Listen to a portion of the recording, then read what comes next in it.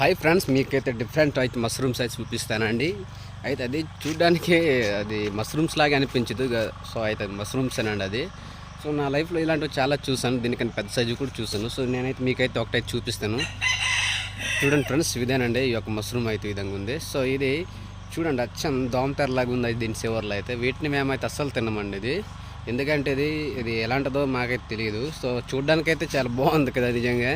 అయితే యాక్చువల్గా మష్రూమ్స్ లాగా అనిపించింది కానీ మష్రూమేనండి. దీనిపైన అయితే ఈ విధంగా అయితే ఉన్నాయండి ఈ యొక్క మష్రూమ్ అనేది. చూడండి, దాని చివర్లోనైతే చిన్న చిన్న దోమతెర మాదిరిగా అయితే ఉన్నాయి కూడా. ఇది దోమతెర అయితే కాదు, చుట్టూ అయితే ఈ విధంగా చిన్న చిన్న పురుగులు అయితే తింటూ ఉంటాయండి వీటిని. సో రోజు రోజుకి దాని యొక్క పరిమాణం అనేది పెరుగుతూ ఉంటుంది. అలాగే పురుగులు తినేసరికి దాని పరిమాణం తగ్గుతూ ఉంటాయండి. నేనైతే నా చేతుల మీదుగా ఈ విధంగా అయితే పీకానండి. చాలా సింపుల్గా అయితే వచ్చిందండి పీకిన వెంటనే.